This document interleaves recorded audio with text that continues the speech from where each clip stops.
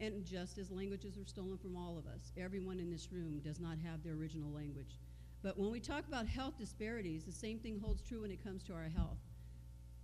When you are the one thing I want to impress upon everyone, when you're a patient in a hospital, ensure that somebody is there to help you, a family member, a loved one, someone who knows. If you don't have somebody in your family that knows what to be looking for, reach out to someone like myself. Every single time that I know that somebody's in the hospital and I'm aware of it and I know that they need some guidance or help, I'm down there. Because, and even if it's just on the phone, I'm calling and checking and saying, is the pain management okay? What's going on? I'm talking to my family members saying, and I can tell you, when they hear that I'm an administrator in healthcare, they take care of business. When I walk in the door and they found out my husband, he was my husband, do you think he was waiting 5 minutes to get seen? No. They had him in the back room. For those that don't know, he was hospitalized at my hospital recently. They jumped and took care of business. He was taken care of in every single way. And every one of us should be taken care of that way. None of us should be treated any different. So one thing I recently talked to Pastor about was the fact that we have disparities in pain management. Do you know that when people are in the hospital that white folks get better pain relief than non-white folks? You don't see very many white people, and I'm not being prejudiced or anything, I'm just saying, that is just the simple truth. And there are studies that have been done that support that. So you have to be careful. When you have family members or yourself are in pain, don't forget we also have people that are in those healthcare facilities who are diverting medications. They may be saying you're getting your medication, but you may not be. You may be getting aspirin when you're supposed to be getting Dilaudid or whatever it is. Just so you know, I sit on a committee that talks about the medication management, and we are required to look at every single time there's a medication potential diversion, there's undocumented wastage and such. We have to account for every single one of that, every single piece of controlled substances and such that come into the hospital. Well, folks can write down that they gave you something that they didn't. So you have to be really careful about what you are taking, what your family members are taking when they're in the hospital. Make sure you're getting what you're paying for, because believe me, you're paying for that, and you might be paying for someone to get high down the street or in the other room or in the bathroom. We find people on the floor with needles in their arms. I mean, that happens in American hospitals. So healthcare disparities in America. Healthcare disparities, nothing new. This is nothing new. You talk about Tuskegee Airmen.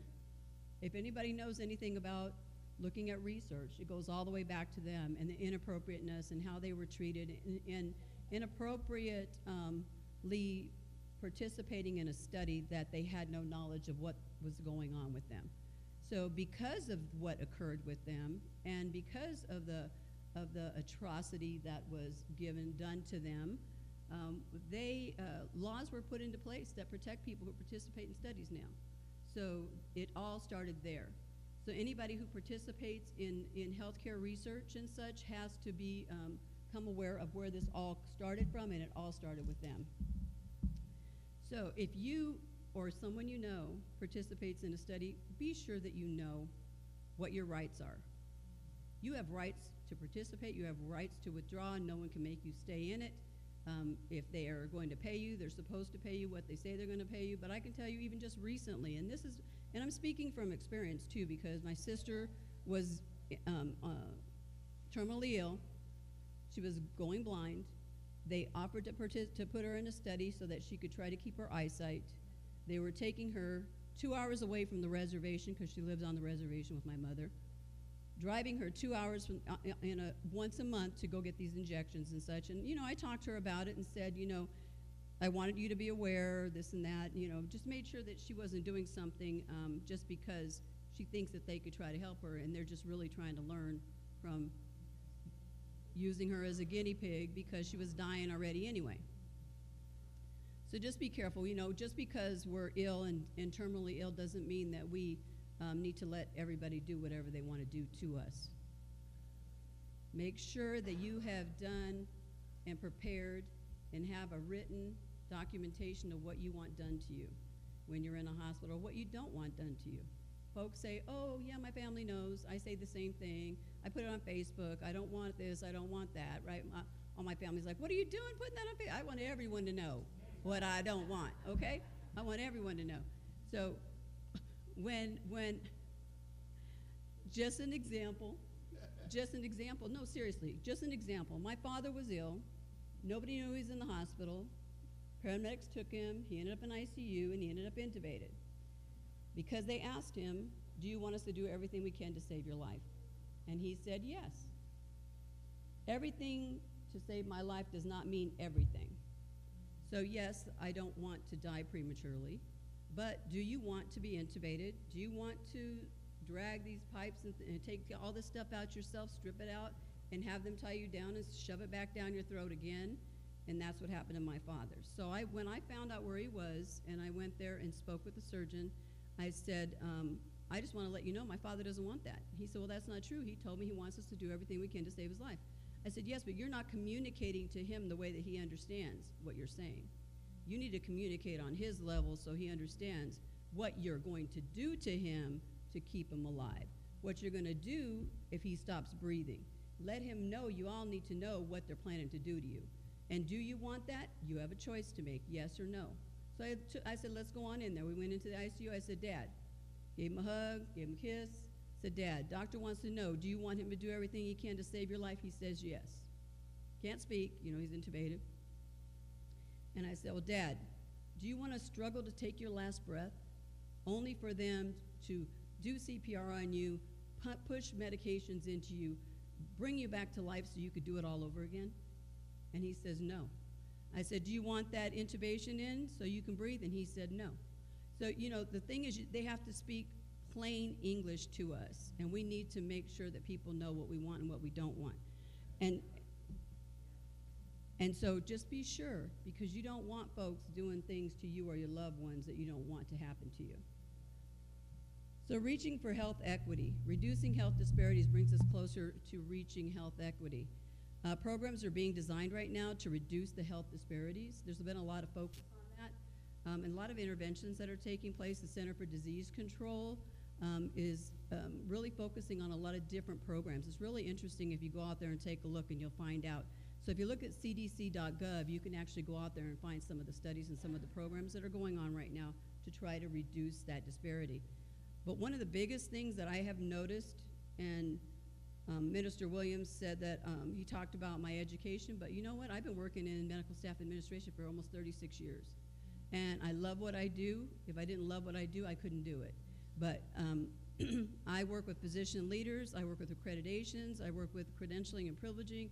I make sure that the people that provide care to you in our hospital are who they say they are, and that they're appropriately credentialed so they can do what they're going to do to you.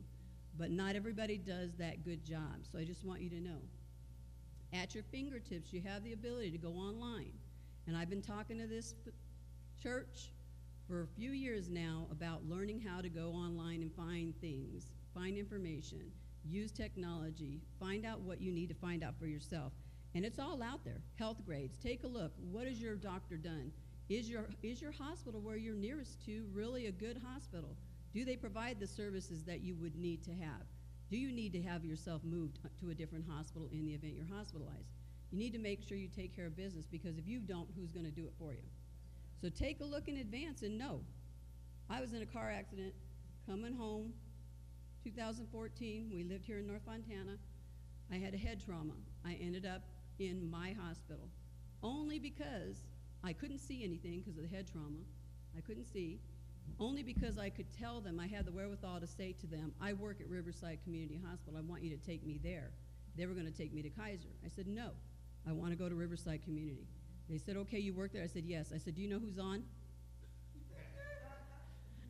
I mean, I even had the wherewithal to ask, do you know who's on? He says, no, I'm sorry, I haven't been there today.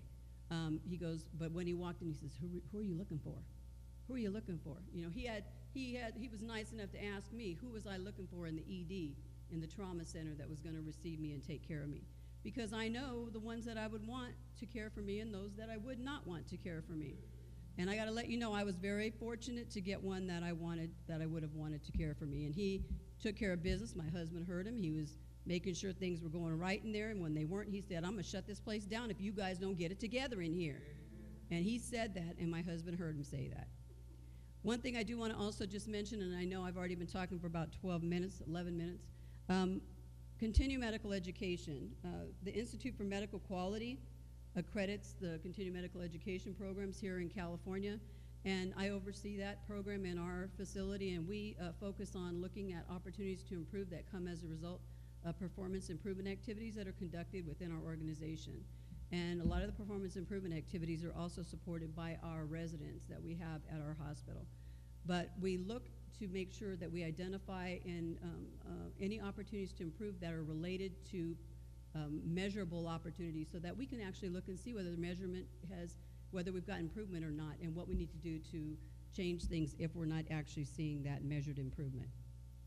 Because of that, and I think as my husband said, I am driven, and because I'm driven, I drove our organization to elevate to the highest level of continuing medical education accreditation, and we got a commendation 2 years ago for our educational programs for our physicians because of that.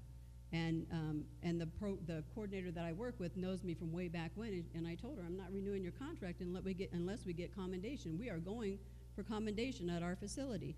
There's no reason for us to just be mediocre. We need to be the best. And for me, I'm always about excelling and striving and doing more than what the minimum is. Just because I can get by with that is not good enough. And it's not good enough for any of us. We all need to do our best. And God has provided each and every one of us with the tools that we need to be successful in the areas that we are supposed to be working in. And God will guide us if we allow him to.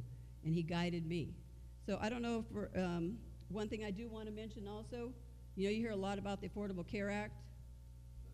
Folks call it Obamacare. I got to let you know, we had a lot, because I work in healthcare, people don't realize there are a lot of people who don't have healthcare coverage. There were a lot of, I can't even tell you how many, who did not have healthcare coverage until the Affordable Care Act came. And because of that, they did not go and see a doctor ever. They never went to see a doctor. And they would rely on the ER to be able to go and see someone when they were just desperate. And so anyway, the Affordable Care Act did help a lot of people, and we hear about that often. Yes, there are some things that need to be corrected. There are some things that we need to improve upon. But, the reason why some of those things haven't been improved upon is because someone doesn't want that to occur. So just want to just share with you, thank you so much for allowing me to speak. If you have any questions, please let me know. But as you can tell, I love doing what I do, and I teach. Didn't come this morning, but Pastor, I told him in advance, I teach on Saturday mornings. So I was teaching this morning before I came here. So God bless you all. Thank you so much. And now, we had said earlier that we were going to have some questions. If we have one or two, but because we, as far as time, we really are pressed right now. So anyone have a quick question, anything? Come over here, sweetheart. Quick. Oh, you don't have a question? So my question, actually, I've got a question for everybody, but I'll only take one since our time is limited. So my question is to Kim Lyles regarding taxes. So explain the difference between a sole proprietorship and the benefits of that,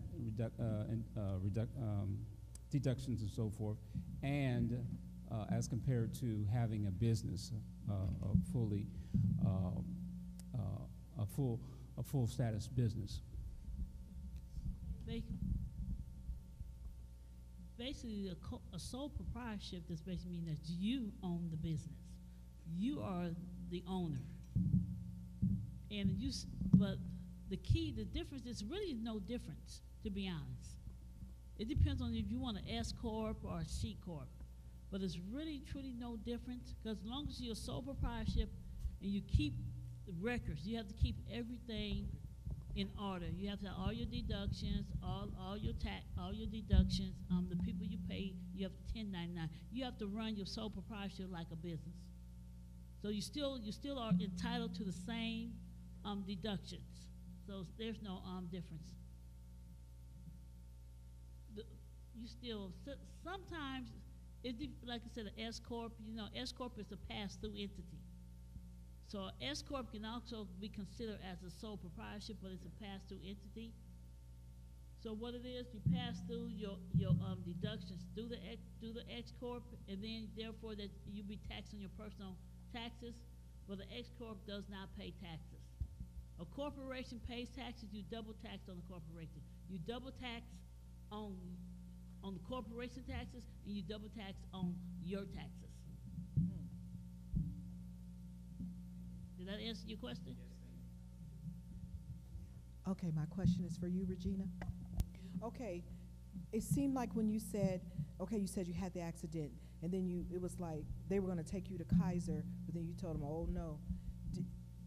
If they had taken you to Kaiser, what do you feel would not have happened for you there as opposed to your own hospital? I want you to explain to me like the difference between the HMOs and the hospitals and all this. Can you do that? Because I heard something in your voice when you said. Well, I think I'm part of the RCH family, so by going there, they already knew I was part of them, and they're going to do everything. I mean, they're going to go above and beyond in every area. In fact, when I was told that when I was taken in, I was in the room next door to the person that hit me, and he was in bad shape. So was I. I couldn't see. I couldn't do it. I mean, I could hear, but I couldn't see, and I was very little interaction. The reason why I wanted to go there was because it is my place where I work, and I knew that they knew me. But going to Kaiser, it's not that I don't think that Kaiser could have done well with me, but we are a trauma center too, and I know that we have all the specialists that can deal with head injury and different things, and I don't know what they have. And so I know Kaiser has a lot. Kaiser doctors are employees, and I don't know if you all know or not, but you can't work at Kaiser past 65. So you don't see any senior physicians there. And the reason they put them out to pasture and they end up at our hospitals, okay? So it's not that they can't do things. I mean, I'm 61. I'm still ready to go. I'm not ready to retire in 4 years. You know, he wants me to retire, but I'm not ready. And you see what I'm saying? But it's just like, okay, when you go to your pastor, you feel comfortable because pastor knows you. You have a comfort level with pastor. If you go down the street, you broke down the street and, the church down there is really close. You're going to go talk to that pastor, you're going to make your way over to your pastor. So I kind of see it the same way. It's my family, So I felt comfortable. And they took really good care of me. I did have a 12-week time frame that I did not work after I had my head injury, and I had about 2 years before I actually could return to learning because my trauma was really pretty bad. And even when I came here, and even now today too, I still have trouble with light and sound and being able to call words sometimes. I just don't have that ability that I had previously. And they told me I probably will never regain 100%. I'm about 80% of what I was. This question is for Rodney. Now, when we talk about political engagement in the church, I mean, you mentioned DACA, so that might be controversial with some people in here. But so how do you get the church engaged in politics that benefits the congregation or the people in the congregation? Well, to answer your question, number one, it's very important for churches to engage in politics because no matter how you look at it, when you look at funding, when you look at access, and also when you look at political figures that come and knock and, hey, can I put a sign in your yard? They come to your church when they're marketing themselves. So churches, especially African American churches, you guys have to start getting smarter. I did this for my mom's church, First Baptist Church in Duarte. I really, really educated the pastor, got him more engaged, so that now, whenever they have elections in the city of Duarte, the mayors, city council members, they go to First Baptist Church. And you know something else? First Baptist Church is adding on some whole new section of their church because they got grant writers and stuff like that they could take advantage of. It's about relationships. If I do something for you, you do something for me. I'm sorry, but that's the real world we live in. I guess, how do we groom our own candidates? Because just by the demographics around here, there's more Hispanics. So if we're looking at we want to look for our own community. How do we, as a church, groom candidates that we can support? Because you worked on campaigns, and so, you know, if I was a young man who I said, oh, I think he's politically minded, but how do I get him to be engaged and be able to really be part of the political system? Well, number one, for like this church here, and I like this church, I would like you to be able to assess who has the most important power in your area that can affect you in your church. Okay? Number one, the first is Aquanetta Warren. She's going to be your mayor. She's going to be your local, your direct source. Next will be your assemblywoman, Eloise Reyes Gomez. That's going to be the assemblywoman in your area. Okay? So you need to have a relationship with these people. And I'm not just talking about the pastor. I'm talking about all you guys. All you guys need to start going to some of these events so you can hold them accountable when they don't come through. If you never go to any of the events, they say, oh, they don't care. Okay, I guess what I'm talking about, okay, yeah, we support candidates, but how do we have people involved in the system that we know, that we raise, that have our interests in mind? So what I'm saying is you have connections with people. How do we get our kids, our young men or women, involved in those campaigns so that they can know what to do and so we can support them instead of supporting other candidates who are beneficial to us? Yes, I think we should do that. But if someone grew up in community or have community in mind and we support them, we don't have to coach them because they're already going to be, okay, yeah, this is where I'm from. I hear you. For example, if this is the assemblywoman right here, okay, here's how. You know what she's going to have to do? She's going to hire one of our kids on her staff. That's how you start. You start getting your kids involved on their staff, and you let them know. You want my support? I want my daughter. I want my son on your staff. You know, because when I go and I look at these people's staff, I hardly see us. Our kids hardly see us. And that's the open door. And you have to remember, Pastor, that in order for you to engage in that area, it's nothing wrong with polling from your audience, your congregation once in a while. Maybe Reverend Williams, or maybe run for office. It's okay. Now, they're going, well, I can't never do that. Yes, you can. You can run for a community. There's all types of offices that you can run for in this city where you can make an impact. But if you don't do anything, you stand on the outside looking in. So the best thing for you, for what I've encouraged, is start transitioning these young people in, making them members of the team. You know, if it's Assemblywoman Reyes Gomez, oh, you want my vote? Well, I got a kid that needs to be on your team so that they can learn, so that they can groom. You need a representative. This church needs a representative. You do. Go ahead, sir. Oh, I'd just like to say that you're absolutely correct. I served as a commissioner for this city of Fontana for probably nearly 10 years. During the growth years, I was a commissioner for the city. So we do have to get to the table, right? And we do that by, as you said, the appointments, running for office, so forth and so on. But also, black folks have to figure out how to come together and coalesce, because that's a real issue. So I do a lot of work in the city of Los Angeles, right? And I work with the churches, and I was director for Faith and Community for City District 8. So I'm quite aware. And what they have done, essentially, is they have carved out spaces for people with like-minded agendas, right? And so you can be Latino, or you can be black, or you can be white. But they have carved out spaces because they have designated power structures that come to the table and say, this is who our man is, this is who our woman is for this election. We haven't done that here. We don't have a real community, right?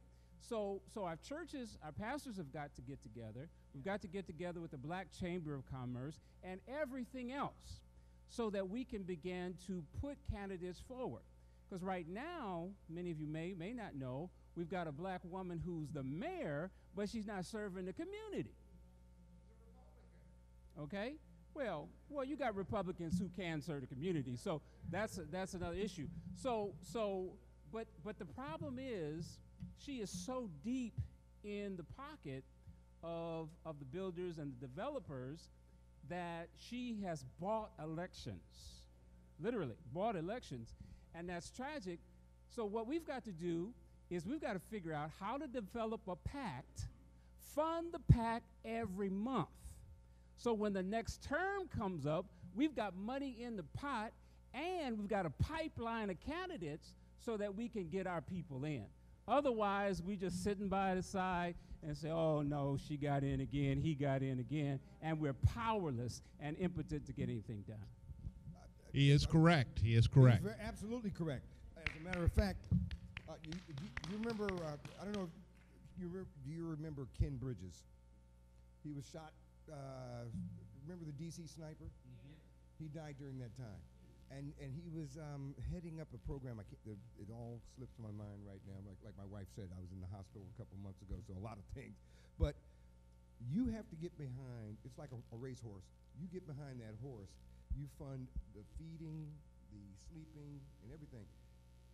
The agenda with that horse is to win the race and ultimately win the Kentucky Derby or one of those races. You have to get behind them. You cannot go out and sit in your living room watching TV and say, well, they ain't doing nothing for me. The fact of the matter is, as an African-American community, we have not presented an agenda.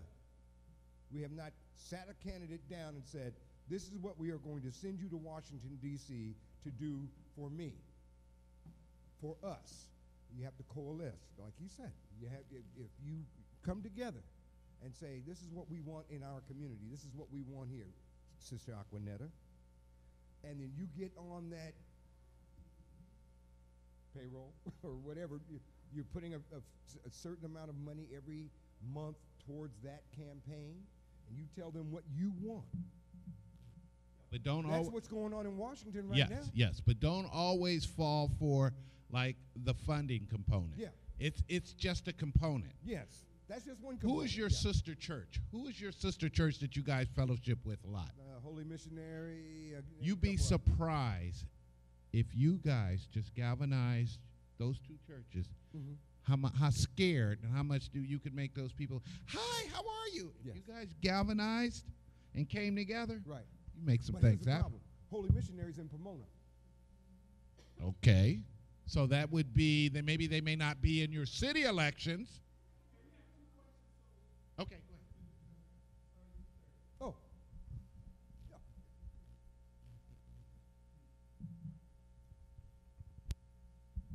My question, or part of a question or statement, is for the military. I know that gentlemen and women that served in combat areas are qualified for benefits.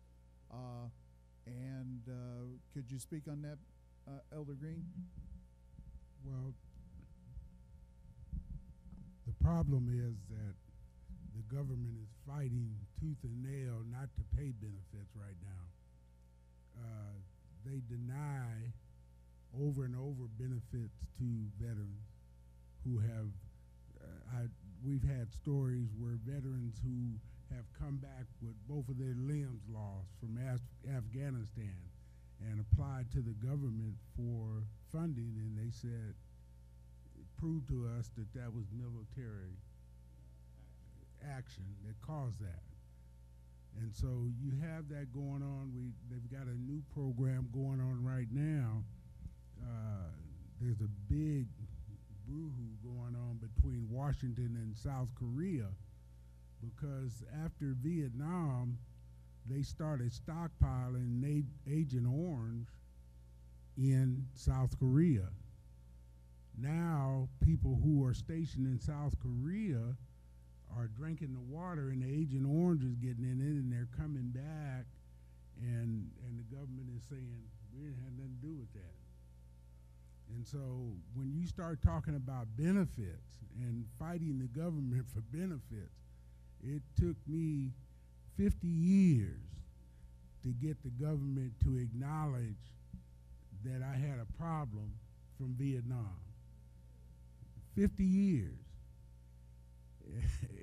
It's amazing, but you just have to get in behind them and just keep pounding on the door and stay persistent, because they will tell you over and over again, prove to us that it is service related.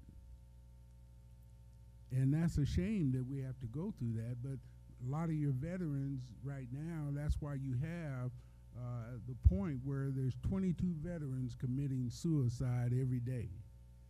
And they can't get benefits, they're homeless, there are just so many things going on, and yet at the same time you hear those in politics who say, we're doing so much for the veterans. We're taking care of our veterans. And it's not true. And so the only thing I can tell you is pray and stay persistent. Pray and stay persistent, because the government is never going to acknowledge that they made a mistake. Thank you very much for that. My question was, how does the church and ministers not become so political, but be able to create this pact among churches and yet not be bound by such dogma, making pacts with people that believe different than us? So how do we do that? How do we walk that fine line? That's very simple. You don't transfer or sacrifice any of your values. You have to remember, you're the one in power. They're not in power. See, we get it mixed up. We think that the politician, we have to give them, no. If you combine yourself, you're the power source. They have to come to you. So to keep the dogma from other pastors is all of you guys have to just agree with, what are the issues that affect your community, your church, your people, your schools? I'm listening right now in LA. I don't know if you guys are hearing, but all of a sudden they're trying to bring in a whole new curriculum in the new charter school system, and it's going to be about gay and lesbian, how to be able to interact and how not to be disrespectful and yeah, all of this. And if you're insensitive to a gay or lesbian person, you can get sued and lose just about everything.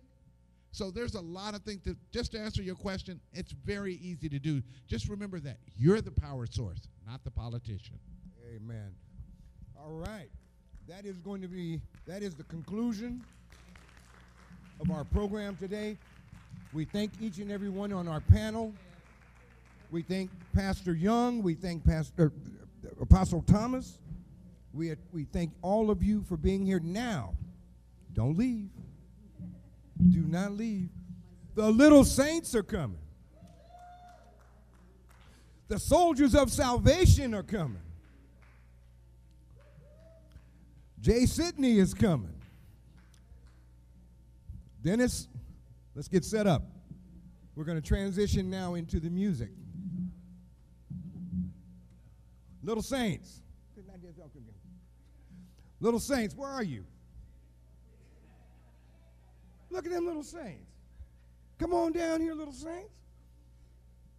Are you the head saint? You're the head little saint? You're going to be the lead singing saint?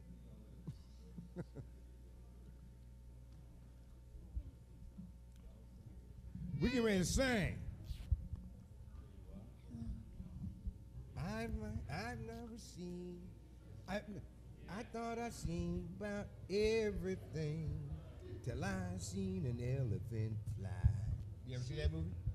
Nope. No. Dumbo. You got one? Hold your mic, wait, hold on. Everybody hold your microphone pointing in that direction like this. Hold your microphone like this. Hello. That way it doesn't hum. Keep your microphone in front of you.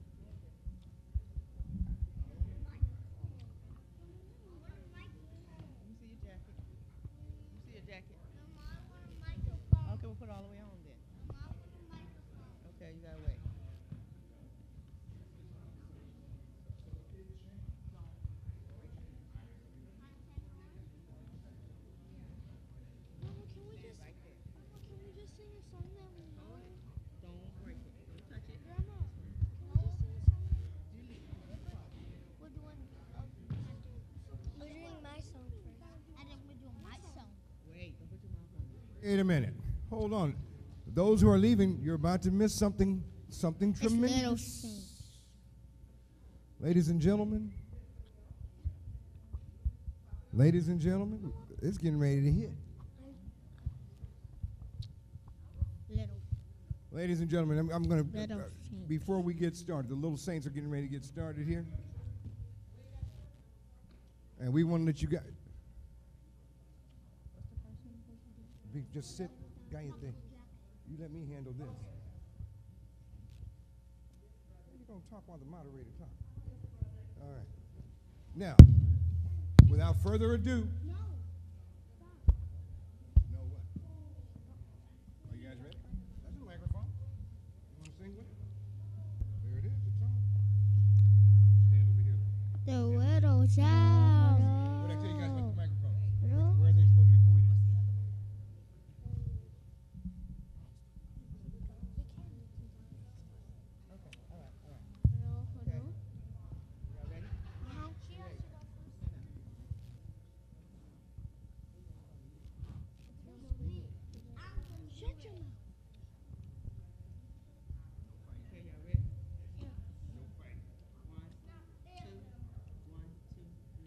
The word is out, you're doing it wrong.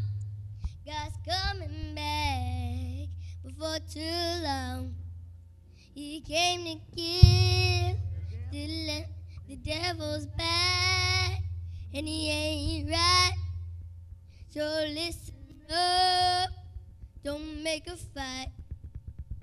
He came to kill, steal and destroy. Stop letting him take all your joy. Jesus is an answer for the whole world today. There's just one more thing that I would like to say: the devil's bad, bad, bad. He's really, really bad. The devil's bad, bad, bad. He's really, really bad. The devil's bad, bad, bad. He's really, really bad. On the whole world has to answer to God. I'm gonna tell you once again who's bad. Good job, good job, good job.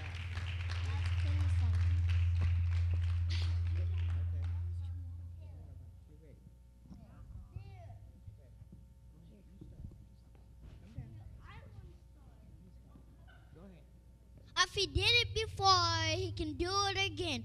If he did it before, he can do it again. 1, 2, 1.